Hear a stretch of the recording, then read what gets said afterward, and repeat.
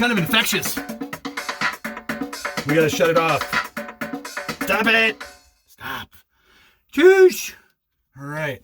I gotta get the lights right, like always. What do we do? There we go. Woo-wee. All right. Okay. We're back. We had a little bit of a break.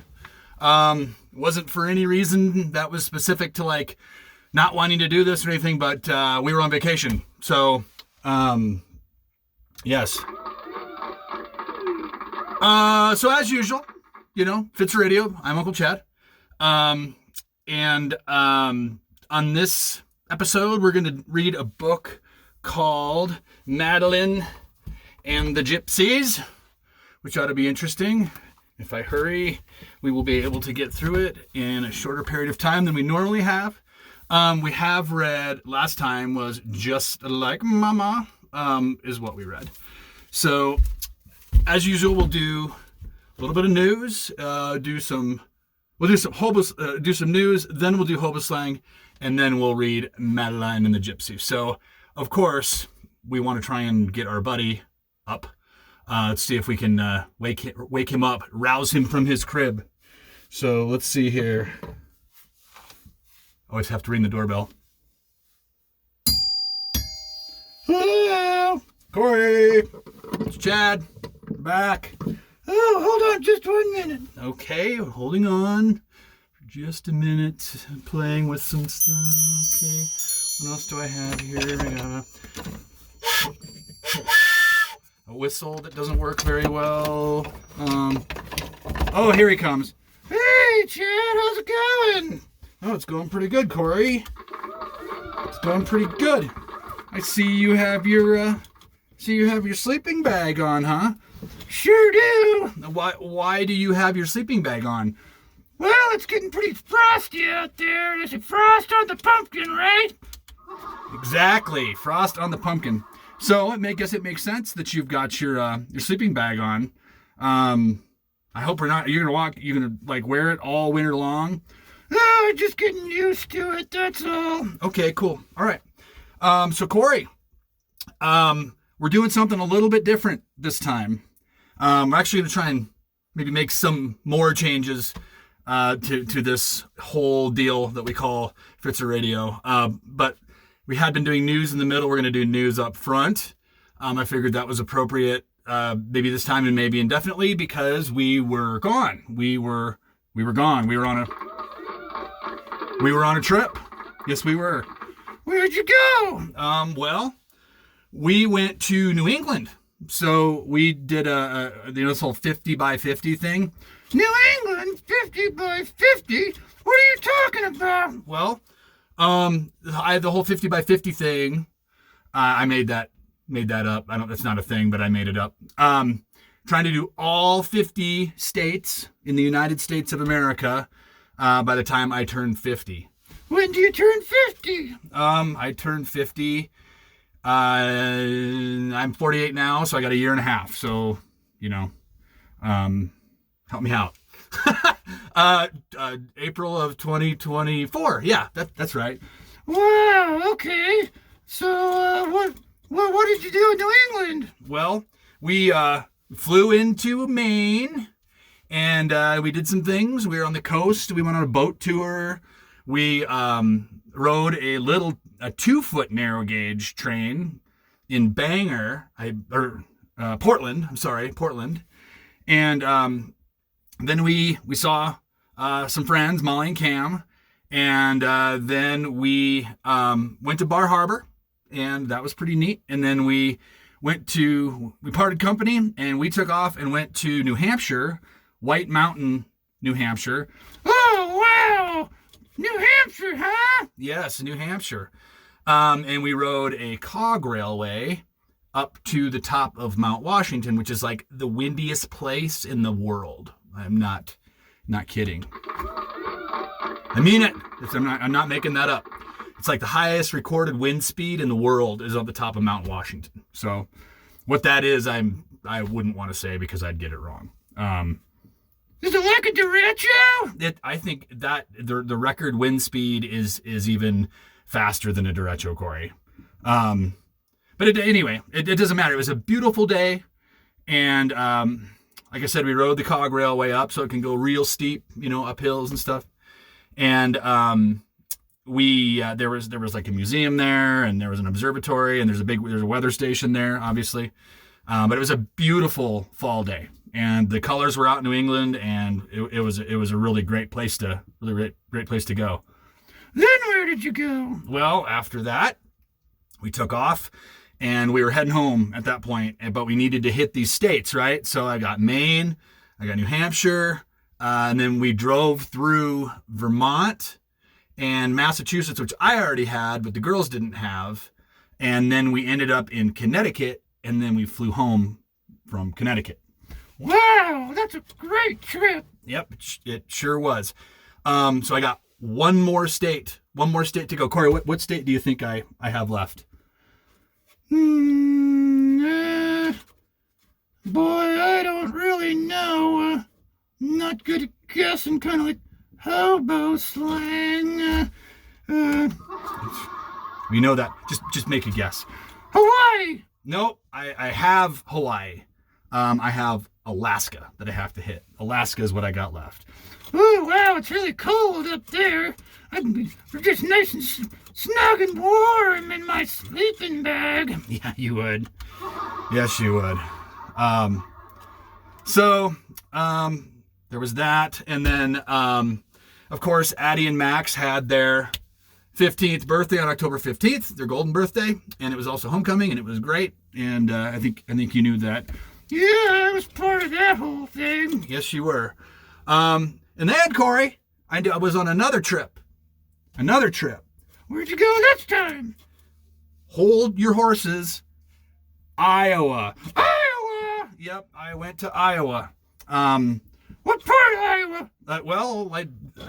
Des Moines.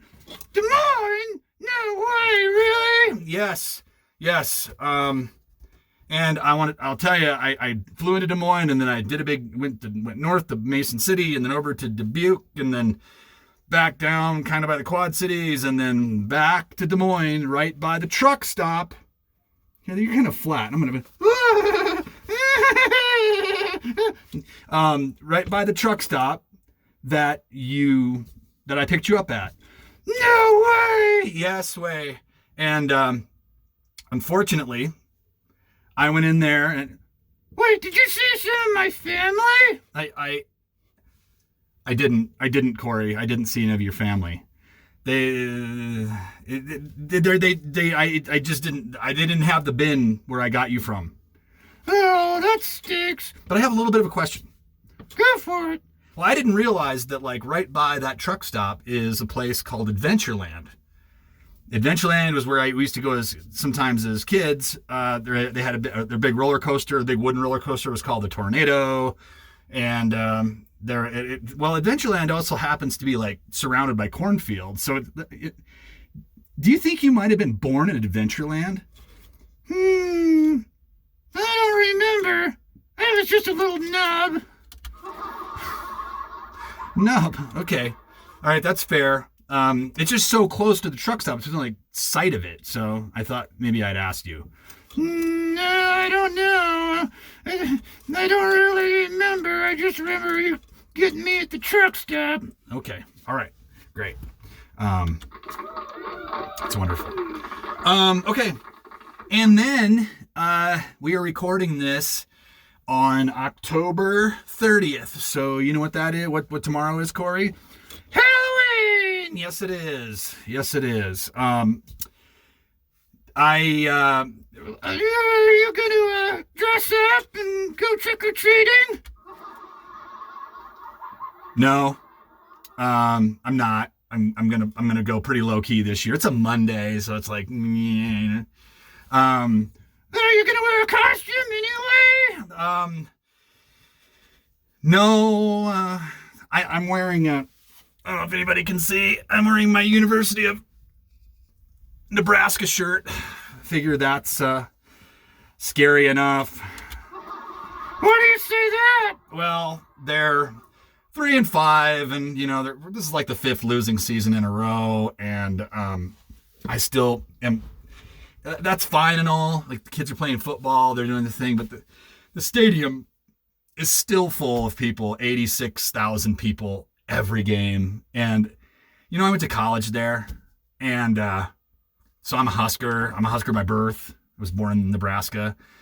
But I don't think I'd be going to games like that. Like, is there really just like nothing else to do there, Yeah, I kind of hear your point. I mean, there's got to be better stuff to do than watch a 3-5 Husker team, right, Chad? Yes, Corey. That's my point exactly.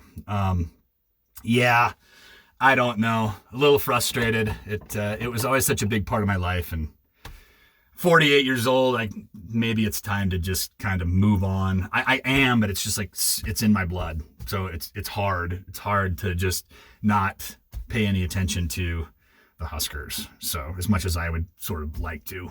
So anyway, next little testimonial. So with that being said, Corey, what do you think? Is it time to maybe move on here, away from news, and move into hobo slang? You think that might be the ticket? What was that? That was the horn that I'm going to blow every time you can't answer a question, because we got to move this thing on. I'm already at 12 minutes. I got a place to go tonight. We're going to a haunted house with some friends, with Connie and Marcus and their daughter Ella. And a haunted house? What's that? That's a house that, well, it's not. It doesn't have to be a house, but you go through it, and people are like, they scare you. They scare you. You don't get it, do you? Do you get it? What if I do this? Oh, not the crows. See, it's like that. It's like that, but for people. So there's like people in zombie masks and people being sawed in half, or maybe they'd put on the red lights or something like that, and then they scare you when you walk through, or maybe that you do like a exactly, Corey. I don't like the haunted house. Well, we're going through. I jumped out of an airplane. I can go through a haunted house, right? Yes. I know it's not the same thing, but anyway, I'm going to blow that air horn. Anytime you, are you okay? Yeah, I'm just a little bit, wearing this thing's a little confining, trying to pop out of my crib. Okay, let me see if I can help you out. You're tickling me, Chad. Okay. All right.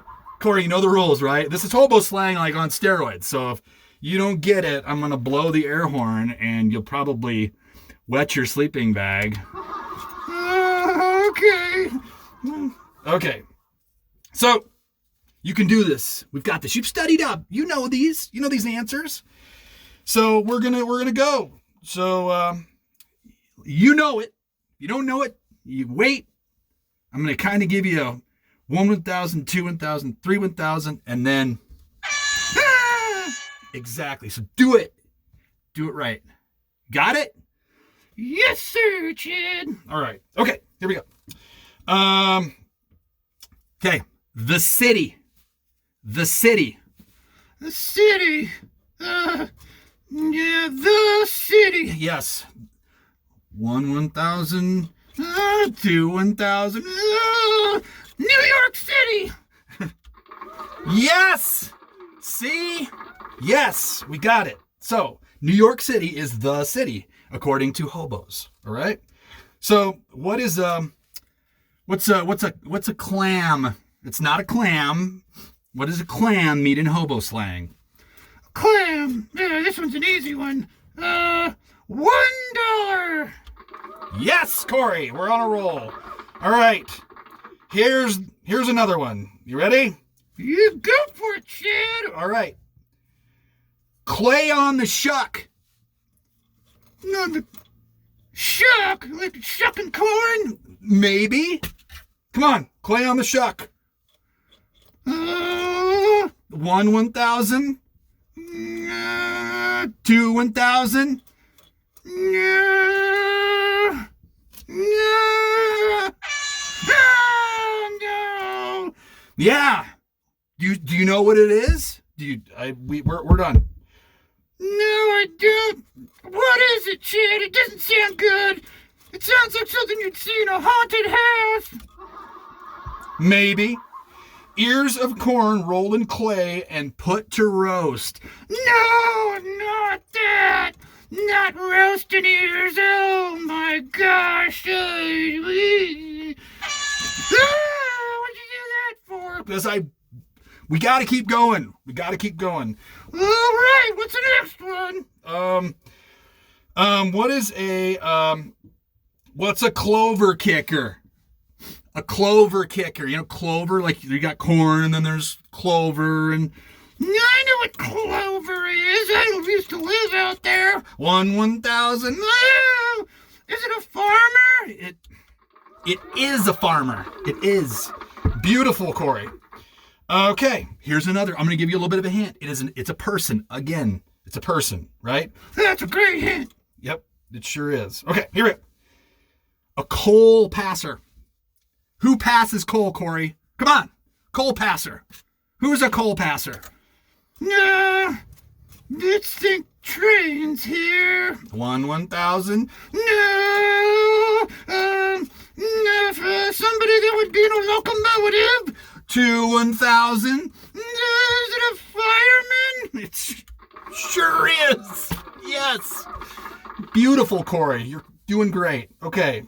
You did great. Yeah. A coal passer is a fireman. You know, that's what they do. That's their job. So. Sure is. Jeez, what's the next one? Okay. A coffee bag. What's a coffee bag? Coffee bag. Let's see. Don't think too hard. 1 1,000. Oh, no. Is it a coat pocket? You are on. Like, you're killing it. I don't know how you remember all this stuff. It's phenomenal. It's where the coffee is carried. Yes, exactly. What is a... oh, boy. This one's... What is it? It's... what is a collar and shoulder style? Collar and shoulder style? What is that? I'm asking you, dude. No. 1 1,000. No. 2 1,000. Not the horn. 3 1,000. No. Oh, jeez, what is it? A collar and shoulder style is everything is put on the table and the hobo guest helps himself. I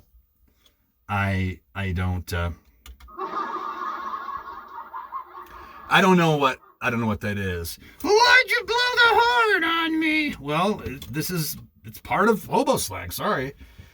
You should have known it. You studied it, didn't you? Well, I don't remember that one. Okay.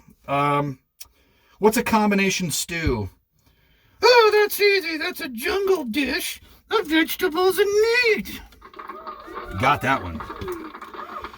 What's a combination train, Corey? Went from combination stew to combination train. What's a combination train? That is also easy. A mixed passenger and freight local train. Yes, it is. So it's got freight cars and passenger cars, like back in the old days, back in the early times of railroading. You know, American style locomotives, light rail. You know, out in the western U.S. Anyway, let's see here. We got one more. You ready? Yeah, lay it on me. Okay. Let's see here. What's a comet? Not in the sky, not in the stars. What's a comet in hobo speak? Comet.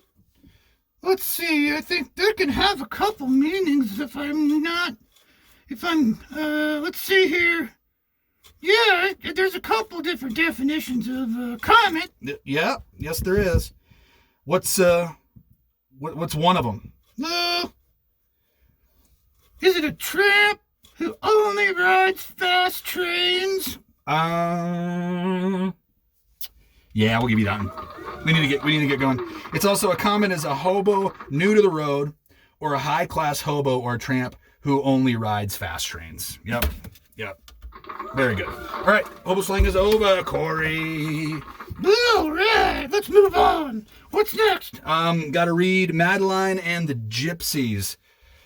No, jeez. Sorry, Corey. I couldn't resist. Okay. Are you ready? We're gonna do this relatively quickly. Madeline and the Gypsies. Yep. You ready? Yeah, let's do it. Okay. Madeline and the Gypsies. Let's see if we can bring that light down just a hair. Maybe it will treat us a little bit better, so everybody can kind of see it better. Okay. This is like kind of a French book, Corey. Oh yeah, the little ones will like that. Ophélie and Lily. Taro and Ajiro as well, but Lily and Ophélie live in France, and their dad's French. So this ought to be a good one for them, right? Yeah, they should love it. Yep. Okay. So here we go. Madeline and the Gypsies. Let's sit over here, Corey, if you don't mind. No, make yourself comfortable, Chad. All right. Okay. Let's see here.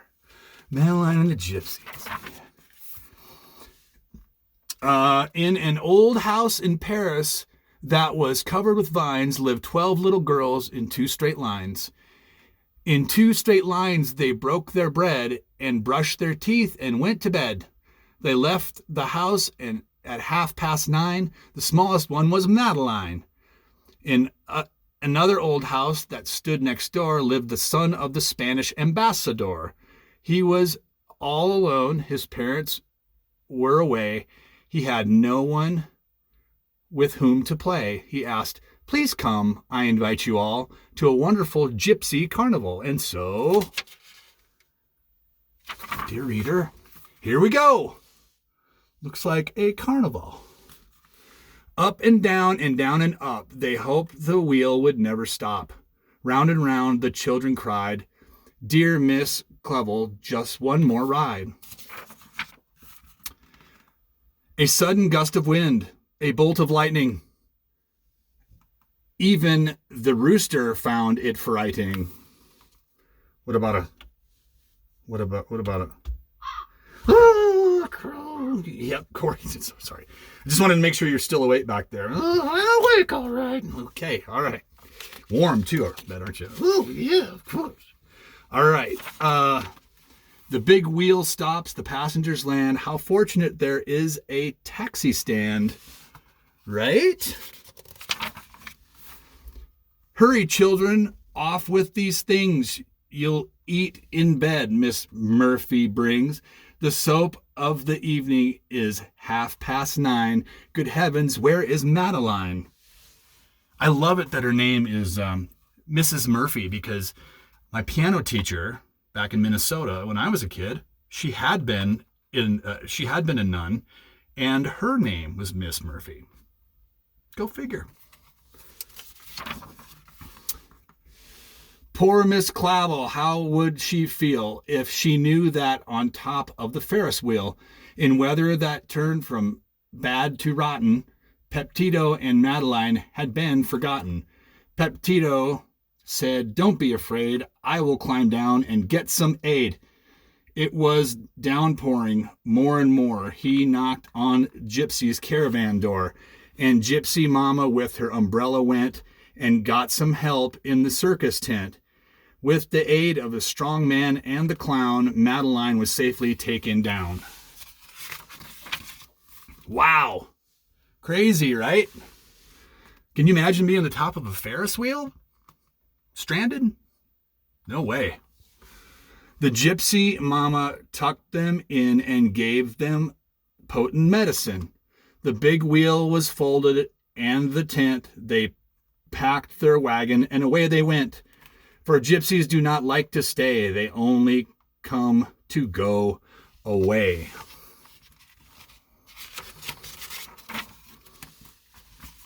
A bright new day.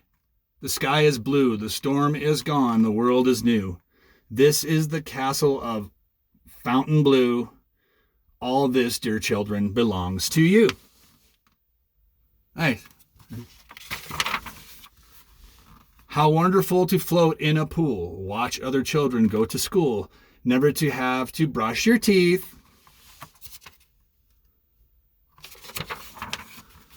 And never, never to go to sleep. What's wrong with sleeping? Sleeping's good. Love sleeping. Okay, let's see here. The gypsies taught them grace and speed. Somebody's riding on the top of an elephant and balancing, it looks like, on a high wire. And how to ride the circus steed. How to ride a horse. Get up there and ride on the back of a horse. Corey, you ride on the back of a horse? No way, man. That sounds really sketchy. Okay. Right. Of course. Get your hand away from me. All right. I'm sorry, Corey. Pardon. Pardon you. All right. Then Madeline said, "It's about time we set dear Miss Clavel a line." Poor Miss Clavel, a shadow of her former self, from worrying because instead of 12, there were only 11 little girls, stopped brushing their curls and suddenly revived when the postal card arrived. Thank heaven, she said, the children are well, but dear, oh dear, they've forgotten how to spell. She studied the postmark and then faster and faster. What?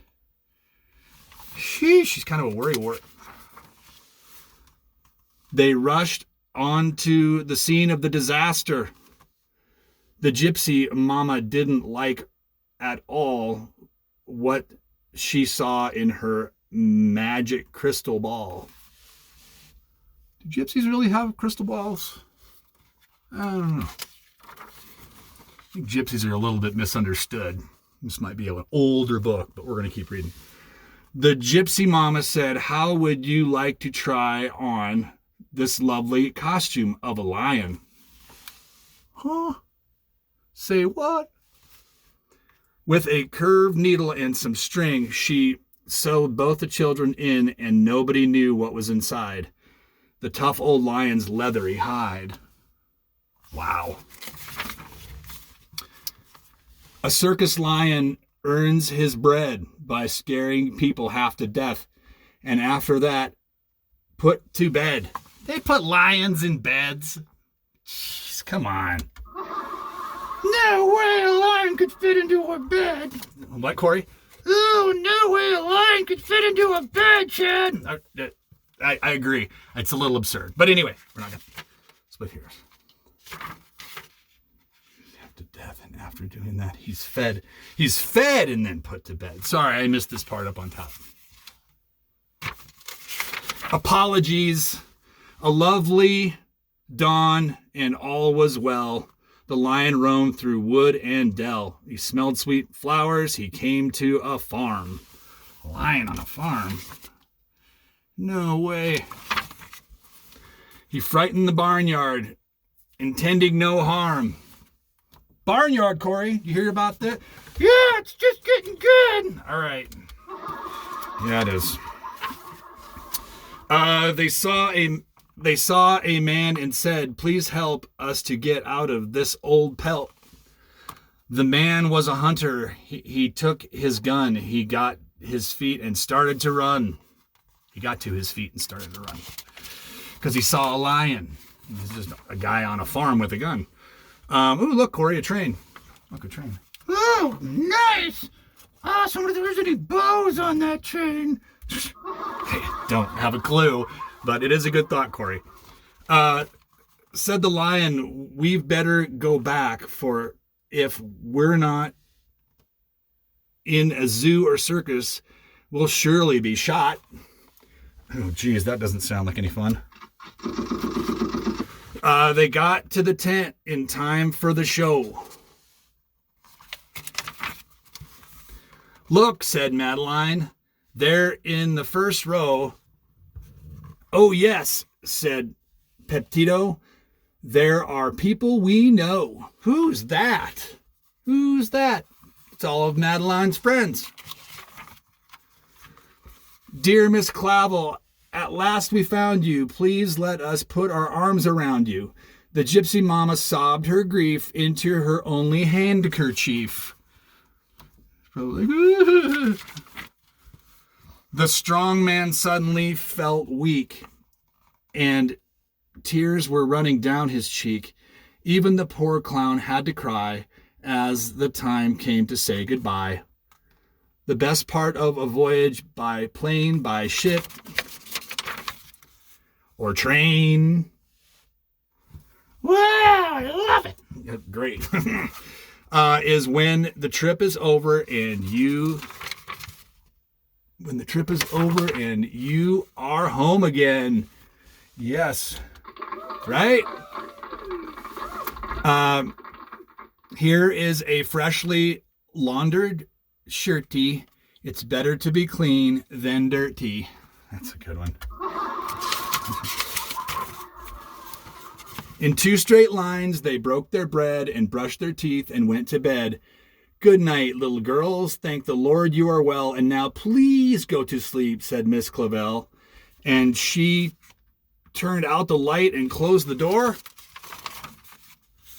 And then she came back just to count them once more. All right. Okay. Finished. We're good. We're good. Why are the lights not working, Corey? Oh, well. We're not going to worry about it. All right. I think that's it. I think we're out of here. Corey, should we do an exit with our intro music? Yeah, let's do that. All right. Did you hear it, or were you in your crib? I was in my crib, but I could kind of hear it through the walls. All right. Okay. Let's see if we can't make it happen once more. Because we like it. If you don't like it, you don't have to watch, right? Is that what we do? Yes. That's what we do. Okay. All right. And then it goes like that, but that's too confusing. So coming back, we're going to do it again. We've got to keep it going. You ready, Corey? Here we go.